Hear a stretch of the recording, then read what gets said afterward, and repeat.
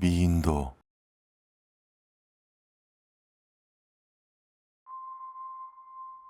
난 도쿄에서 고미술 관련 물건을 다루면서 입에 풀칠을 하고 있는 사람입니다. 그런데 이 일을 하고 있노라면 가지각색의 불가사의한 현상에 마주치곤 합니다.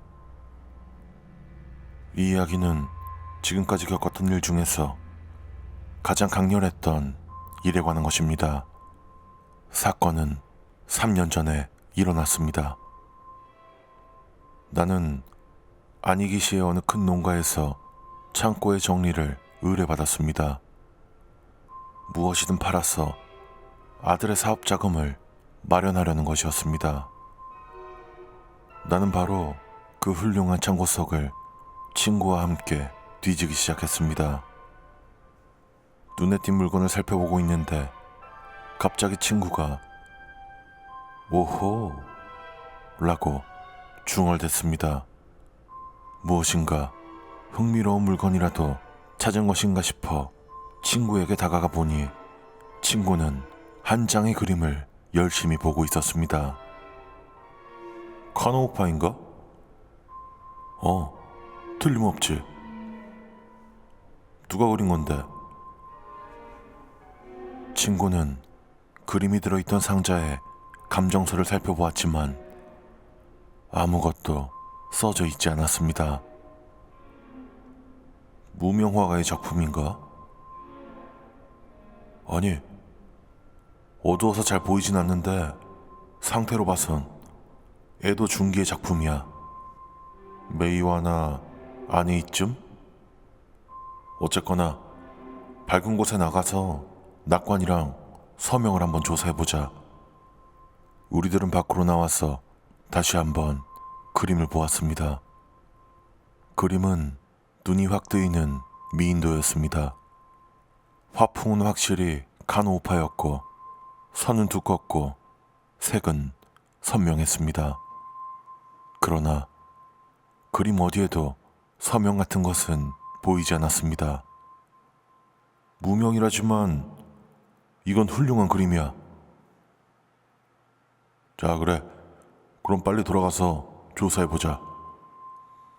우리는 의견을 합치고 주인에게 돈을 지불한 다음 다른 2억의 잡동사니와 함께 그 그림을 가지고 돌아왔습니다. 그 후 그 그림이 초래할 불행은 생각조차 못하고 말이죠. 이나기에서 돌아오는 길에 우리는 차 안에서 그림에 관해 이것저것 이야기를 나눴습니다. 카노우파는 에도 화단에서도 보수파로 알려져 있습니다.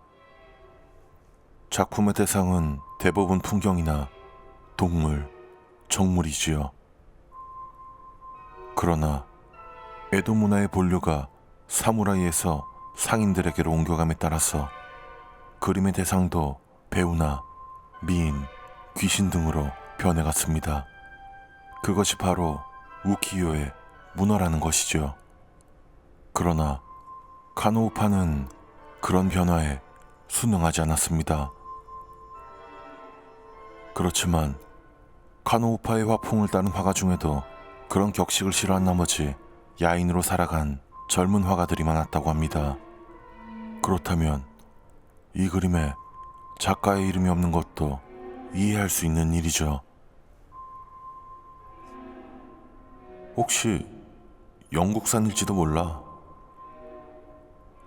에이, 설마 그럴 리가. 그렇게 떠들면서 가고 있는데 문득 창 밖으로 시선을 돌리니 평소와는 전혀 다른 광경이 눈에 들어왔습니다.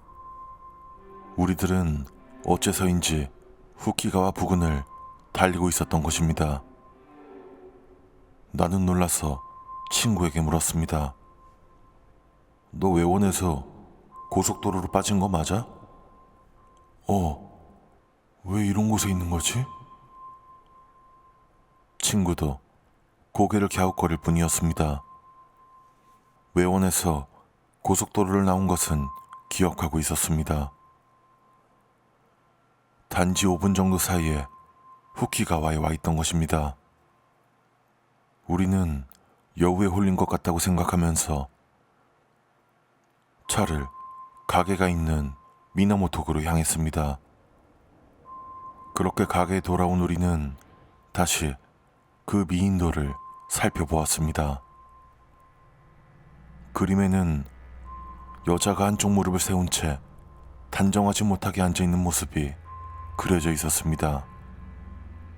여잔 하급 유녀인 듯 했습니다. 흐트러진 머리에 비녀가 한 개, 빗이 한 개 있었고 풀린 머리는 윤기가 납니다. 마루된 옷은 세밀한 세로줄 무늬에 나팔꽃이 그려져 있었습니다.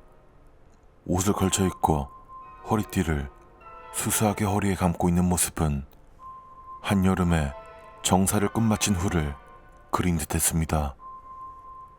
옷자락이 흐트러져서 새하얀 넓적다리가 보입니다. 마치 그 안에 비밀스러운 곳마저 보일 것 같았습니다. 여자는 옆으로 얼굴을 가리고 있어서 입가는 보이지 않았습니다. 우리는 말을 잃었습니다. 흐트러진 머리를 묘사한 그 세밀함과 나전으로 만든 빛의 치밀함, 그리고 기모노의 선명함까지, 이런 그림을 그릴 수 있는 화가는 도대체 누구인지 궁금했습니다. 그렇지만 무엇인가 기분 나쁜 꺼리껴지는 감각이 느껴졌습니다.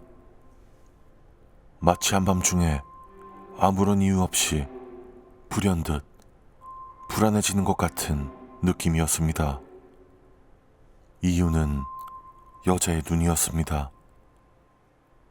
우리들에게 곁눈질하고 있는 찢어진 것 같이 길고 세밀한 눈 속 눈동자는 마치 바늘로 찍은 것 마냥 작았습니다. 친구 역시 같은 것을 느끼고 있었던 것인지 순식간에 그림을 말아서 원래 있던 상자에 집어넣었습니다. 그리고 나에게 말했습니다.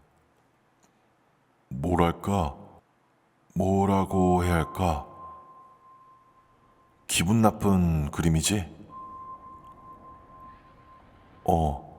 좀 그렇네. 시간도 늦었고 오늘은 이쯤하고 갈까? 그리 늦은 시간은 아니었지만 친구는 빠르게 자동차에 올라타고 집으로 돌아갔습니다. 나도 가게에 불을 끄고 집이 있는 2층으로 올라갔죠. 그리고 이상한 일은 그날 밤부터 시작됐습니다. 그날 밤 나는 돌아가신 할머니의 꿈을 꾸었습니다. 할머니는 내가 태어나기 전에 돌아가셔서 나는 얼굴조차 본 적이 없었지만 영정에 있던 얼굴과 옷을 입고 계셨습니다. 할머니는 슬픈 듯한 얼굴로 내게 말을 걸려고 하셨습니다. 그리고 그 순간 난 요란스러운 전화벨 소리에 잠에서 깨어났습니다. 전화는 친구의 아내가 건 것이었습니다. 이런 늦은 시간에 무슨 일이신가요? 우리 그이가 교통사고가 나서 의식불명의 중태래요. 흐느껴 오는 그녀를 달래가면서 사정을 들어보니 친구는 자동차로 전봇대에 돌진해서 두개골이 골절됐다는 것입니다. 병원의 중환자실에서 사경을 헤매고 있다고 했습니다. 도대체 어디에서 사고가 난 건가요? 그게 후카가와래요. 그런 곳엔 왜 간 건지. 후카가와요? 난 무심결에 부인의 이야기를 끊어버릴 정도로 큰 소리를 질렀습니다. 예, 어쨌든 그럼 바로 병원으로 가겠습니다. 아니요, 면회를 할 수 있는 상태가 아니라서 와주셔도 만나지는 못한대요. 상태가 변하면 바로 연락드릴게요. 나는 무거운 기분으로 수화기를 내려놓고 깜짝 놀라서 나를 바라본 아내에게 사정을 설명했습니다. 그날 밤은 밤을 새며 걱정했지만 다행히 친구의 상황이 악화됐다는 전화는 오지 않았습니다. 다음 날은 몹시 바쁜 하루였습니다. 우선 친구가 입원한 병원에 가서 부인에게 위문금을 건넸습니다. 그녀의 말에 따르면 겨우 한 곱이 넘기기는 했지만 아직 안심할 수는 없다고 했습니다. 그 후 나는 친구의 일까지 떠맡아서 처리하고 한밤중에야 몹시 지쳐서 집에 돌아왔습니다.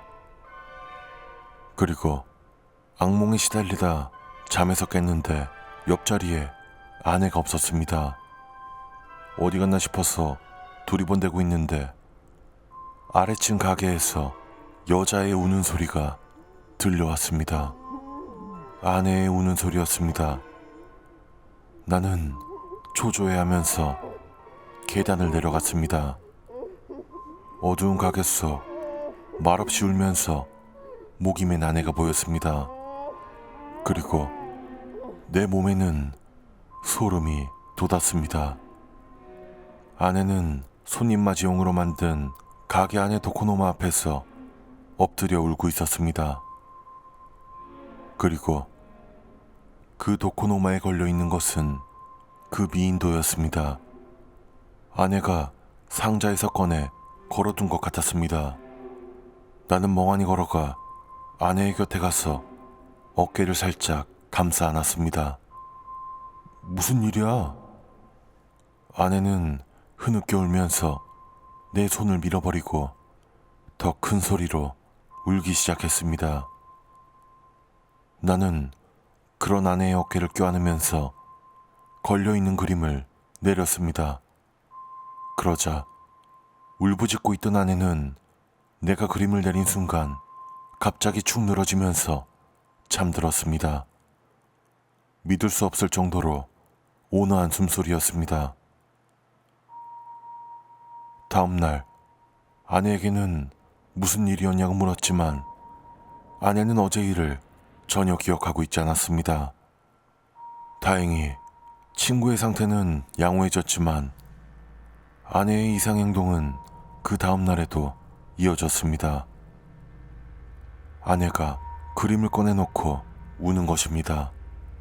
딸마저 그것을 알아차려서 셋이 함께 잠을 잤지만 아내는 어김없이 울고 있었습니다. 대학병원에 가니 아내는 뇌종양이라는 진단을 받았습니다. 막막한 마음뿐이었습니다. 그런 아내를 병원에 입원시키고 돌아온 날 밤 꿈에 이상한 일이 일어났습니다. 꿈속에 내가 그동안 애지중지해왔던 도자기가 사람의 모습으로 나타난 것입니다. 그리고는 내게 말했습니다.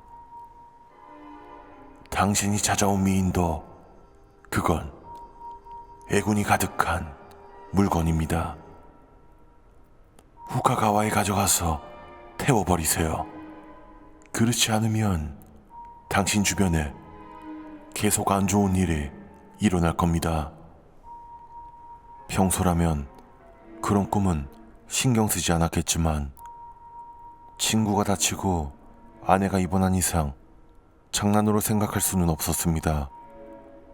결국 나는 그 그림을 후카가와에서 소각하고 공양했습니다. 다행히 그 이후 친구는 완쾌했고 아내의 수술도 안전히 끝나 모두 건강해졌습니다. 하지만 지금 생각해도 아내가 그 그림을 꺼내놓고 울던 이유는 도저히 알 수 없습니다. 그 그림에는 그림을 그린 화가나 여자의 한이 서려 있던 것일까요? 신비로울 정도로 잘 그려져 있던 그 그림이 지금도 가끔 떠오르곤 합니다.